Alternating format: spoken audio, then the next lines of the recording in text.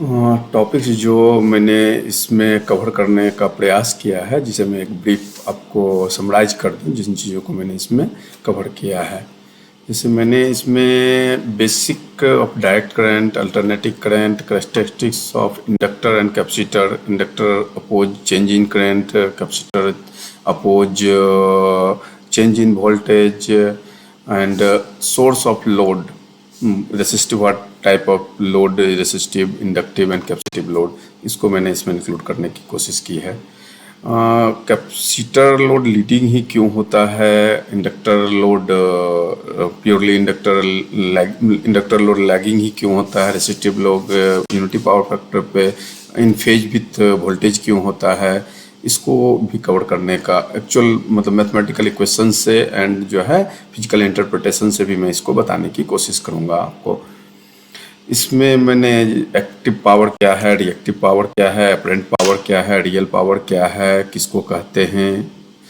उसके बाद मैंने इसमें जिस इंस्टेंटेनियस पावर फैक्टर किसको कहते हैं और एवरेज पावर फैक्टर किसको कहते हैं, और डिस्कॉम द्वारा जो बिल की जाती है वो इंस्टेंटेनियस पावर फैक्टर पे की जाती है कि एवरेज पावर फैक्टर पे की जाती है। उसके बाद कभी वह पावर फैक्टर इम्प्रूव करने की कोशिश करते हैं तो किसी इंस्टेंट पे करना चाहते हैं तो उस समय इंस्टेंटेनियस पावर फैक्टर को कंसिडर किया जाता है, जो उस समय क्या पावर फैक्टर चल रहा है और इम्प्रूव करके अपने को कहाँ पे जाना है, और पूरे मंथ जो एवरेज चलेगी वो एवरेज पावर फैक्टर, इसको इंक्लूड करने की कोशिश की है, समझाने का प्रयास किया है मैंने। पावर ट्रायंगल किसको कहते हैं, उसके बाद मैंने lagging, unity, leading power factor को समझाने का प्रयास किया है। इसके बाद जो है मैंने एमपी में जो है रेगुलेटरी एक्सपेक्ट पावर फैक्टर से रिलेटेड क्या पेनल्टी है, क्या सरचार्ज है, क्या इंसेंटिव्स है, ये इंसेंटिव्स डिस्कॉम्स क्यों देती है या फिर पेनल्टी क्यों लेती है, और एज ए कंज्यूमर अपन पावर फैक्टर इम्प्रूव करते हैं तो क्या होता है, इन चीज़ों को इसमें बताने का प्रयास किया है with slab wise. LT consumer में स्लैब वाइज क्या पेनल्टीज रेट हैं और क्या इंसेंटिव रेट्स हैं, और एचटी कंज्यूमर में भी क्या पेनल्टी और इंसेंटिव रेट्स हैं, इसको ब्रीफली मैंने समझाने का इसमें प्रयास किया है। इसी क्रम में मैंने आगे पावर फैक्टर लो होता क्यों है, इसको समझाने का प्रयास किया है। फिर पावर फैक्टर लो होने के इफ़ेक्ट क्या क्या होंगे,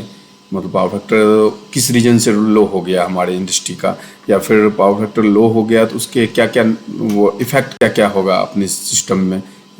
उसके बाद पावर फैक्टर को इम्प्रूव किया कैसे जाए, इम्प्रूव करने में एडवांटेज क्या क्या हैं इम्प्रूव करने के, सिमिलरली इसके कॉस्ट बेनिफिट्स क्या आएंगे, और इसका पावर फैक्टर इम्प्रूव करने के लिए अपन कहाँ पे करेक्ट करें, कहाँ पे इंस्टॉल करें कैपेसिटर बैंक को जो पावर फैक्टर इम्प्रूव करें। जैसे डिस्कॉम के केस में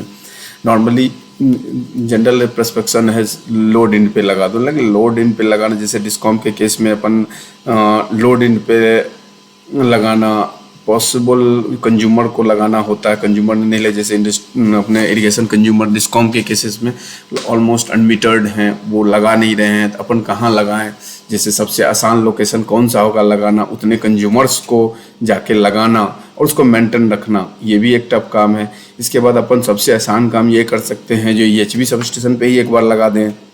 वहाँ लगाना सही रहेगा, या फिर जो है 33/11 kV जो डिस्कॉम के कार्य क्षेत्र में है वहाँ पे लगाना सही रहेगा, या फिर जो है 33 kV का कोई ब्रांच है उसमें लगा दिया जाए, या 11 kV के किसी ब्रांच पे लगा दिया जाए, या 11 kV के DTR पे लगा दिया जाए। इन सब के क्या इफ़ेक्ट्स होंगे, क्या कॉस्ट आएंगे, क्या एडवांटेज हैं, क्या डिसएडवांटेज हैं, क्या बेस्ट ऑपरेशनल लोकेशन क्या होंगे, ऑपरेशन करने में अपने को उसको ऑन करना ऑफ करना, इन सब चीज़ों को देखते हुए best possible location, minimum economical location क्या होंगे, इसको मैंने इसमें कवर करने का प्रयास किया है।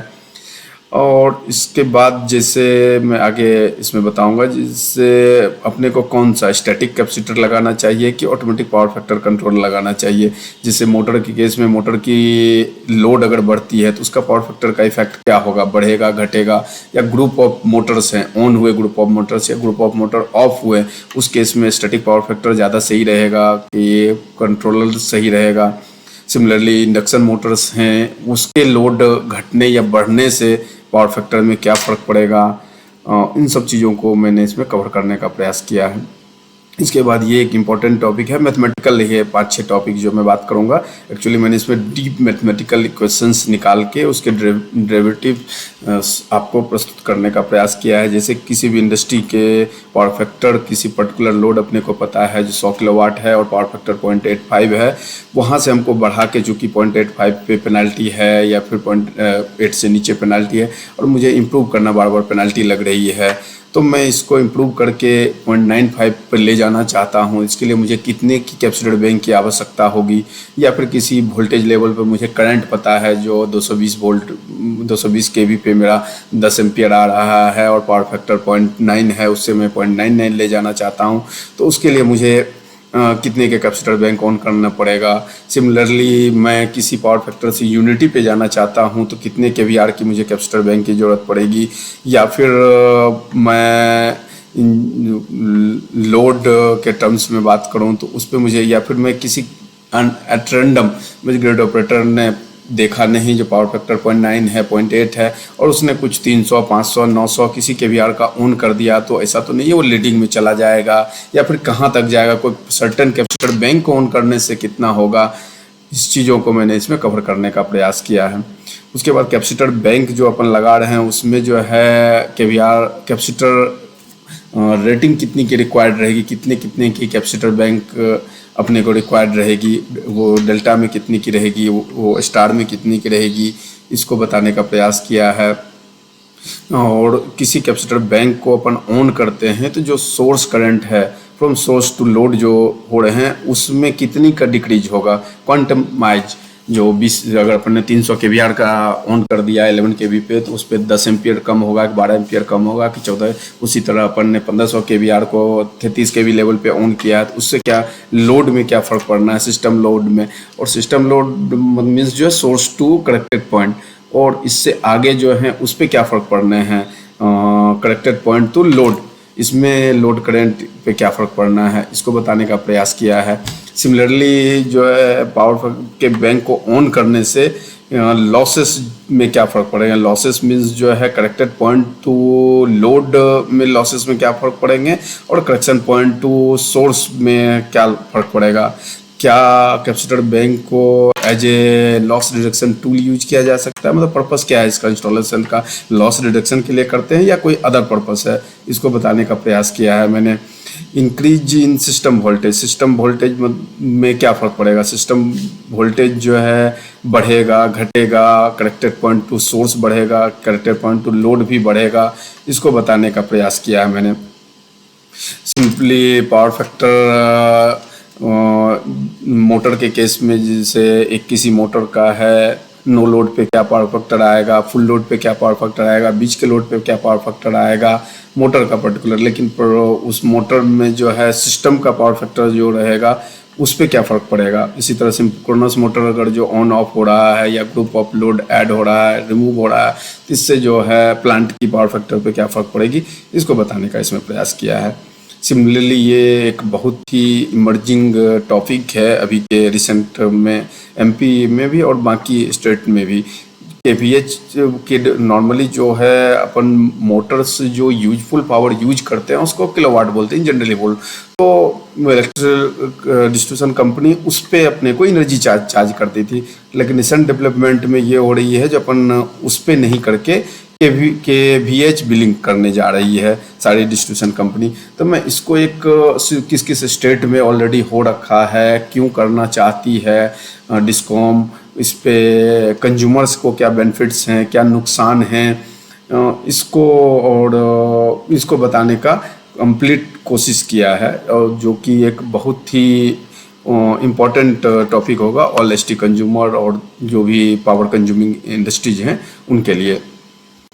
सिमिलरली मैंने इसमें जो है कैपेसिटर बैंक लगाने से जो है इसका कितना इन्वेस्टमेंट आना है और लगाने का पेबैक पीरियड क्या आएगा, इसको भी बताने का प्रयास किया है कंज्यूमर के एंड से भी, और डिस्कॉम लगाती है तो उसका पेबैक पीरियड क्या होगा, कंज्यूमर लगाता है तो उसका पेबैक पीरियड क्या होगा, इसको बताने का प्रयास किया है। उसी दरम्यान में reactive power requirement in case of कोई डीसी सोर्स है, अपन डीसी सोर्स में रिएक्टिव जो लोड रहेगी उसको कौन रिएक्टिव पावर सप्लाई करेगा, जैसे बैटरी के केस में, इन्वर्टर केस में अभी सोलर पैनल्स लग रहे हैं और लाइट चली गई है, जो अपन तो ये मान रहे हैं जो source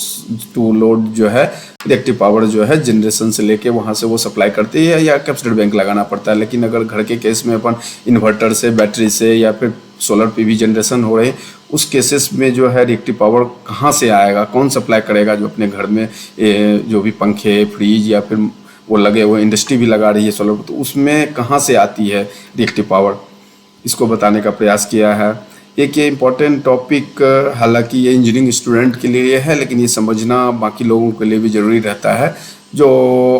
direction of power flow, active power का फ्लो का डायरेक्शन क्या होगा मोटर केस में, जनरेटर केस में। सिमिलरली जो है रिएक्टिव पावर फ्लो का डायरेक्शन क्या होगा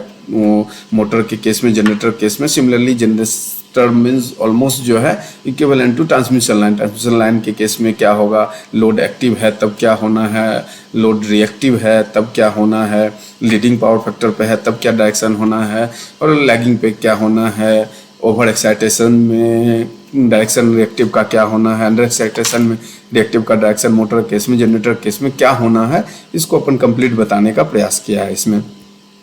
similarly effect of leading power factor, इसी से रिलेट करके जैसे लीडिंग पावर फैक्टर केस में क्या होगा, सिस्टम वोल्टेज बढ़ेगा घटेगा, लॉस जो है क्या होगा, इसको बताने का, और कैसे इसको कंपनसेट करेगा, लीडिंग पावर फैक्टर हो गई है तो कैसे इसको कम किया जाए। सिमिलरली अदर कंसिडरेशन बैंक से रिलेटेड इसमें बताए गए हैं। जैसे बैंक आप खरीद के लाएं तो कैसे इंश्योर करेंगे जो केवीआर रेटिंग जो लिखी हुई है वो एक्चुअल वो सप्लाई कर रहा है, केवीआर रेटिंग की नहीं कर रहा है। इन चीज़ों को इसमें बताने का प्रयास किया है। सिमिलरली अदर जो है डीजी सेट किस पावर फैक्टर पे ऑपरेट करना चाहिए, उसके केस में कैपेसिटर बैंक ऑन करना चाहिए कि नहीं करना चाहिए, और इन चीज़ों को मैंने इसमें कवर करने का प्रयास किया। इस तरह से समराइज वे में मैंने आपको बताया, इन चीज़ों को मैं इस टॉपिक में कवर करूँगा। और आप चाहें तो कुछ और टॉपिक्स मुझे बता सकते हैं, सर ये छूट गया है आप इसको भी कवर कर लें, मैं उसको भी इसमें इंक्लूड कर लूँगा। एक कंप्लीट वीडियो बनाने का प्रयास किया है। और